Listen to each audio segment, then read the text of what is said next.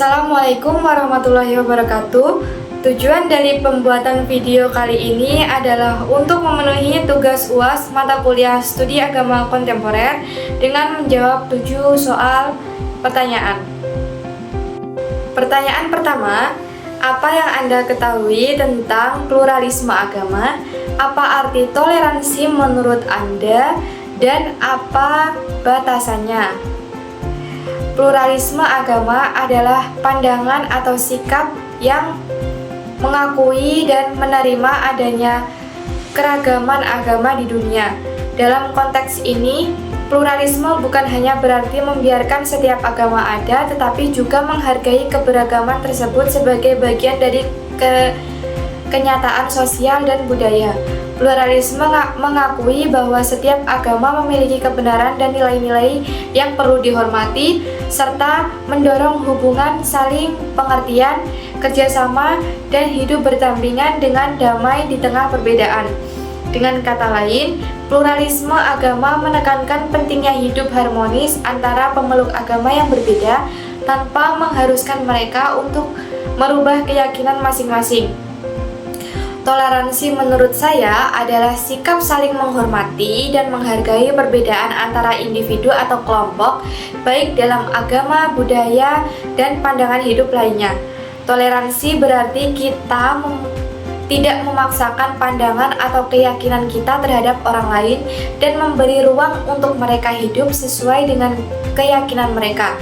Namun, toleransi memiliki batasan. Batasan toleransi adalah ketika suatu keyakinan atau praktik agama menimbulkan ancaman terhadap keselamatan hak asasi manusia atau merusak ketertiban umum. Dalam konteks ini, toleransi tidak berarti membiarkan tindakan yang merugikan orang lain atau bertentangan dengan nilai-nilai dasar kemanusiaan seperti diskriminasi, kekerasan, atau penganiayaan atas dasar agama. Oleh karena itu, meskipun kita harus menghargai perbedaan, kita juga perlu menjaga nilai-nilai dasar kemanusiaan dan keadilan untuk semua orang. Pertanyaan kedua, jelaskan apa yang Anda ketahui tentang feminisme atau kesetaraan gender dan hubungannya dengan Islam. Jelaskan apa sikap Anda mendukung ataukah menolak. Feminisme adalah gerakan yang bertujuan untuk kesetaraan gender, yaitu memberikan hak yang sama antara laki-laki dan perempuan dalam berbagai aspek kehidupan seperti politik, sosial, ekonomi, dan budaya. Tujuan utama feminisme adalah menghapuskan diskriminasi, memperjuangkan hak-hak perempuan yang setara dengan laki-laki. Feminisme berusaha menciptakan masyarakat yang adil, di mana setiap individu dapat menikmati kesempatan yang sama tanpa dibatasi oleh peran gender tradisional. Hubungan feminisme dengan Islam adalah isu yang kompleks dan beragam. Secara umum, Islam mengajarkan prinsip kesetaraan dalam hak dan kewajibannya antara laki-laki dan perempuan di hadapan Tuhan. Misalnya, dalam hal ibadah, pendidikan, dan hak-hak dasar lainnya. Baik laki-laki maupun perempuan diberikan kedudukan yang setara. Namun dalam praktiknya, ada beberapa interpretasi dan tradisi budaya yang terkadang mengarah pada ketidaksetaraan gender yang dapat berbeda-beda di berbagai masyarakat muslim. Beberapa pihak berpendapat bahwa feminisme modern bisa bertentangan dengan ajaran Islam karena ada perbedaan dalam memahami peran gender yang berdasarkan teks-teks agama dan budaya. Namun banyak pula berpikir dan para aktivis muslim yang berpendapat bahwa Islam sebenarnya mendukung kesetaraan gender dan bahwa ketidaksetaraan yang ada dalam praktik sosial lebih disebabkan oleh interpretasi yang patriarkal dan budaya yang berkembang di luar ajaran Islam itu sendiri. Sikap saya terhadap feminisme dan kesetaraan gender adalah mendukung, asalkan kesetaraan ini diartikan dalam kerangka keadilan yang menghormati hak-hak individu tanpa diskriminasi. Saya percaya bahwa setiap orang, baik laki-laki maupun perempuan, berhak mendapat kesempatan yang sama dalam berbagai bidang termasuk pendidikan, pekerjaan, dan peran dalam masyarakat.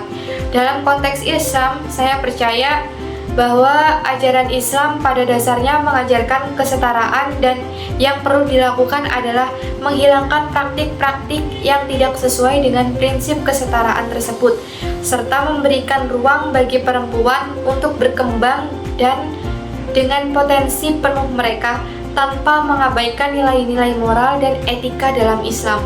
Pertanyaan ketiga, apa pandangan Anda tentang khilafah atau negara Islam?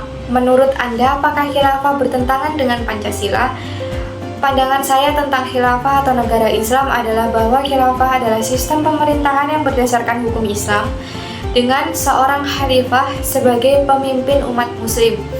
Namun, pandangan mengenai khalifah bervariasi. Ada yang mendukung penerapan kembali khilafah dan ada yang menilai bahwa Islam tidak memaksakan bentuk pemerintahan tertentu asalkan prinsip-prinsip Islam tetap diterapkan. Apakah khilafah bertentangan dengan Pancasila? Secara umum, khilafah cenderung bertentangan dengan Pancasila karena khilafah menuntut penerapan syariat Islam secara menyeluruh dalam pemerintahan. Sementara Pancasila mengutamakan pluralisme, kebebasan beragama, dan demokrasi. Pancasila mengakomodasi keberagaman, sedangkan khilafah berfokus pada satu agama sebagai dasar negara.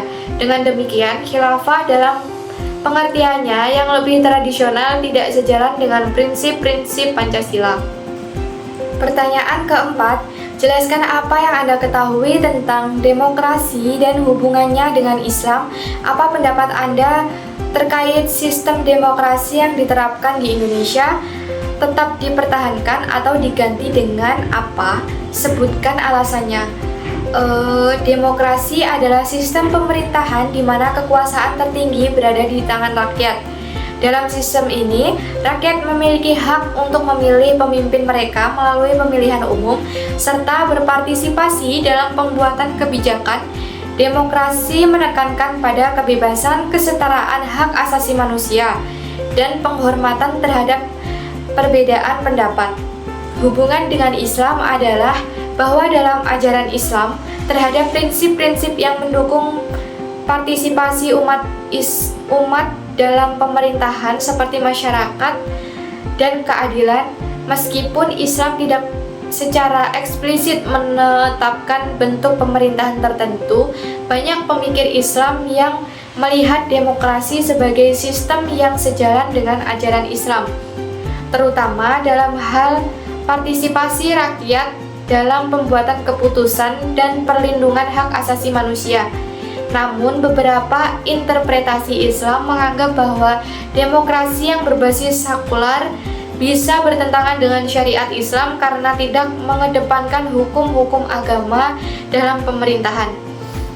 Pendapat saya tentang sistem demokrasi di Indonesia adalah bahwa sistem demokrasi yang diterapkan di Indonesia adalah sudah cukup baik dan seharusnya dipertahankan.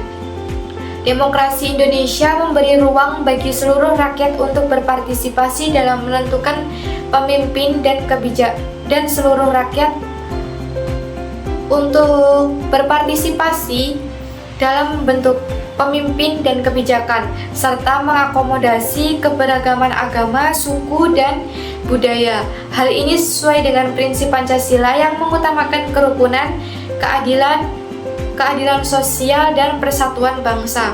Meskipun demikian, sistem demokrasi perlu terus disempurnakan, terutama dalam hal pemberantasan korupsi, peningkatan kualitas pendidikan, dan pemerataan kesejahteraan. Namun, mengganti sistem demokrasi dengan bentuk pemerintah lain seperti monarki atau otoriter tidak akan sejalan dengan nilai-nilai keadilan dan kebebasan yang dijunjung tinggi di Indonesia. Oleh karena itu, saya berpandangan bahwa demokrasi di Indonesia harus dipertahankan dan terus disempurnakan. Pertanyaan kelima, jelaskan apa yang Anda ketahui tentang hubungan antara Islam dan hak asasi manusia, dan apa sikap Anda terkait hak asasi manusia, mendukung atau menolak. Hubungan antara Islam dan hak asasi manusia atau yang disebut dengan HAM adalah topik yang sering dibahas dalam konteks bagaimana prinsip-prinsip Islam berhubungan dengan hak-hak dasar manusia. Islam pada dasarnya mengajarkan penghargaan terhadap martabat dan hak-hak setiap individu seperti hak untuk hidup, hak atas kebebasan beragama, hak atas keadilan, hak untuk hidup dengan aman, dan lain sebagainya. Dalam Al-Quran dan hadis terdapat banyak ajaran yang menekankan pentingnya melindungi hak-hak manusia, termasuk hak perempuan, anak, dan kelompok minoritas. Namun, implementasi hak-hak ini bisa bervariasi tergantung pada interpretasi dan konteks sosial budaya di berbagai negara. Beberapa orang berpendapat bahwa hak asasi manusia modern yang sering dikaitkan dengan kebebasan individu tanpa batasan agama bisa bertentangan dengan beberapa ajaran Islam, terutama dalam hal kebebasan beragama atau hak untuk berpindah agama.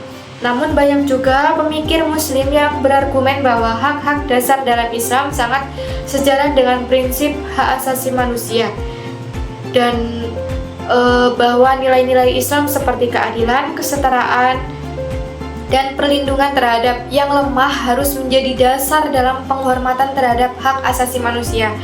Sikap saya terhadap hak asasi manusia adalah mendukung.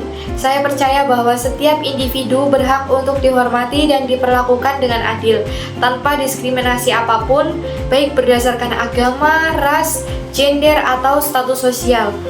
Hak asasi manusia adalah dasar untuk menciptakan dunia yang lebih adil dan damai. Dan saya percaya bahwa ajaran Islam juga mendukung prinsip-prinsip tersebut. Oleh karena itu, saya mendukung upaya untuk melindungi dan memajukan hak asasi manusia di seluruh dunia sambil tetap menghormati nilai-nilai agama dan budaya yang ada. Pertanyaan keenam, apa yang Anda ketahui tentang moderasi beragama? Jelaskan apa yang Anda pahami terkait moderasi beragama di Indonesia. Moderasi beragama adalah sikap dalam beragama yang menekankan pada keseimbangan toleransi dan penghormatan terhadap perbedaan, baik dalam praktik agama maupun dalam interaksi dengan orang lain yang memiliki keyakinan yang berbeda. Moderasi beragama mengajak umat untuk menghindari sikap ekstrim, baik yang bersifat konservatif maupun radikal, dengan tetap menjaga ajaran agama dan hidup harmonis dengan masyarakat yang majemuk.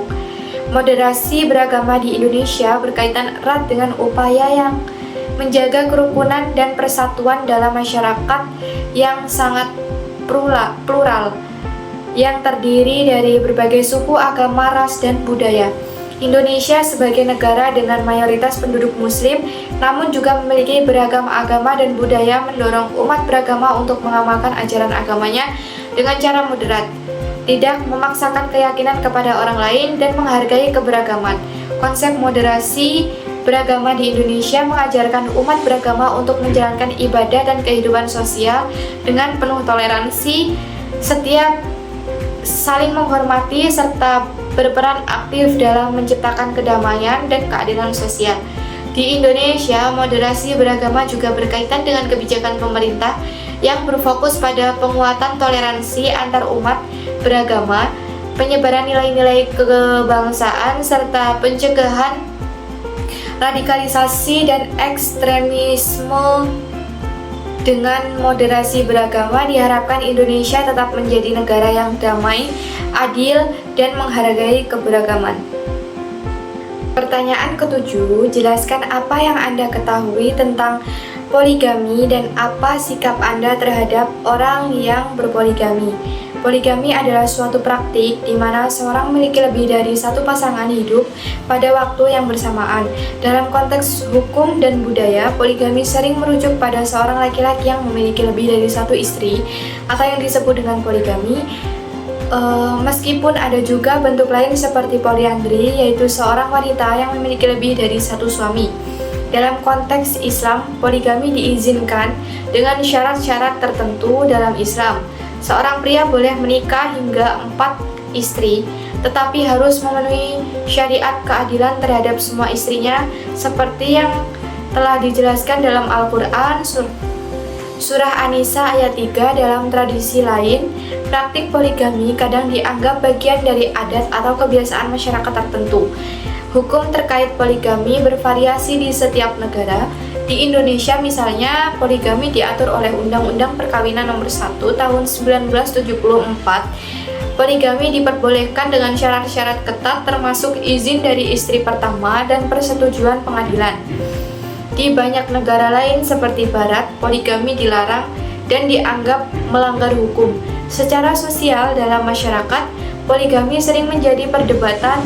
Ada yang mendukungnya karena alasan agama atau budaya, tetapi juga ada yang menentangnya karena dianggap tidak sesuai dengan prinsip keadilan, terutama bagi perempuan. Di sini sikap saya terhadap orang yang berpoligami yaitu jika dilakukan sesuai dengan syarat agama dan hukum, seorang menjalankan poligami sesuai dengan syariat agama, memenuhi aturan hukum dan berlaku adil kepada semua pasangan, maka keputusan tersebut adalah hak pribadinya.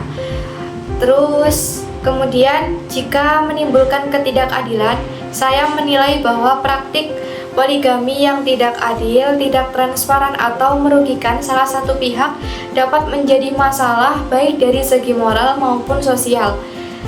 Kemudian penghormatan atas pilihan pribadi. Setiap orang memiliki hak untuk memilih jalan hidupnya termasuk poligami selama tidak melanggar aturan atau merugikan orang lain.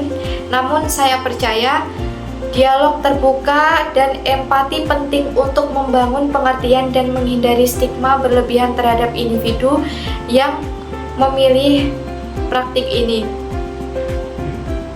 Itu tadi video pengganti ulangan akhir semester mata kuliah Studi Agama Kontemporer dari saya. Terima kasih. Wassalamualaikum warahmatullahi wabarakatuh.